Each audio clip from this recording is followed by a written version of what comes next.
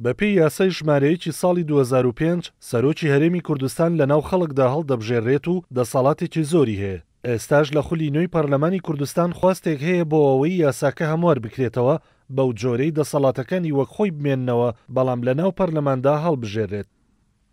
لە یاسای سەرۆکایەتی هەرێمدا هاتووە سەرۆکی هەرێم بەپێی ئەو دەسەڵاتانی کە پێی دراوە بە تەنها دەتوانێت پیادەی کۆمەڵێک دەسەڵات بکات لە دەرەوەی پەرلەمان و ئەنجومەنی وەزیران. ئەمەش مشتومڕی لەسەر دامەزراوی سەرۆکایەتی هەرێم دروست کردووە بەوەی هێشتا ڕوون نییە سیستمی حکومڕانی لە هەرێم سیستمێکی سەرۆکایەتیە یان پەرلەمانی. بەپێی بیرۆکەی هەمواری پێشنیازکراو لەلایەن پارتی دیموکراتی کوردستان سەرۆکایەتی هەرێم کارا دەکرێتەوە، دەسەڵاتەکانی ئەو کەسەی ئەو پۆستە وەردەگرێت وەک خۆی دەمێنێتەوە، بەڵام تەنها گۆڕانکاری لە شێوازی هەڵبژاردنەکەی دەکرێت. لە ڕووی تیۆریەوە ئەگەر سیستمی حکومڕانی پەرلەمانی بێت ئەوە نابێت سەرۆکی قەوارەکە خاوەنی ئەو هەموو دەسەڵاتە بێت، بەڵام ئەگەر سیستمەکە سەرۆکایەتی بێت و لە ناو خەڵک هەڵبژێردرێت ئەوە لەگەڵ ڕەوشی کوردستان ناگونجێت و ئەو بیرۆکەیەش لەلایەن زۆرینەی خەڵک و لایەنەکان ڕەت دەکرێتەوە.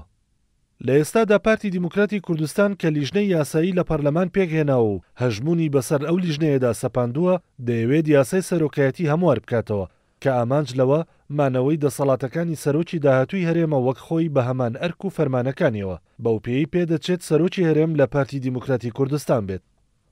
بزوتنەوەی گۆڕان کە لە ڕۆژی دامەزراندنیەوە دژبە و یاسایە ڕەخنەیەکی زۆری دەگرت، بەڵام ئێستا بە پێی ڕێکەوتنەکەی لەگەڵ پارتی دەبێت دەنگ بە هەموارەکە بدات.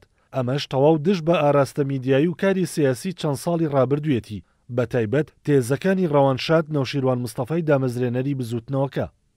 بەپێی ئەرک و فەرمانەکان و دەسەڵاتەکان بێت ئەوە سەرۆکی هەرێم دەبێت خاوەنی چەندین دەسەڵات بێت. سەرۆکی هەرێم دەتوانێت جاڕی باری نائاسایی بدات. سەرۆکی حکوومەت ڕادەسپێرێت کە وەزارەتەکەی لە ماوەی 30 ڕۆژدا پێک بهێنێت. سەرۆکی هەرێم دەسەڵاتی دامەزراندنی خاوەن پلە تایبەتەکان و دادوەران و سەرۆک و ئەندامانی داواکاری گشتی هەیە، هەروەک دەتوانێت پلە و ڕوتبەی سەربازی ببەخشێتە هێزە ئەمنیەکان. جگە لە هەموو ئەمانەش سەرۆکی هەرێم فەرماندەی گشتی هێزەکانی پێشمەرگەیە و جێگرێکیشی بۆ ئەو کاروبارە دەبێت. پارتی دیموکراتی کوردستان کە لە ئێستادا هاوپەیمانی لەگەڵ بزوتنەوەی گۆڕاندا هەیە دەیەوێت لە ڕێی لیژنەی یاساییەوە هەمواری یاسای سەرۆکایەتی بکاتەوە و دەیەوێت سەرۆکایەتی هەرێم لە ناو سیستمیکی پارلەمانی کارا بکاتەوە، بەڵام بە هەمان ئەرک و فەرمان و دەسەڵاتەکانی ڕابردوو.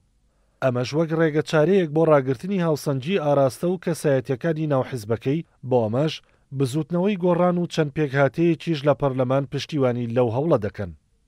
هەرچۆنێک بێت ئەم ڕەوشەی کە ئێستا لە کوردستان بە تایبەتی لە پەرلەمانەکەی دەگوزارێت نیشانەی هاتنی قۆناغێکی نوێیە.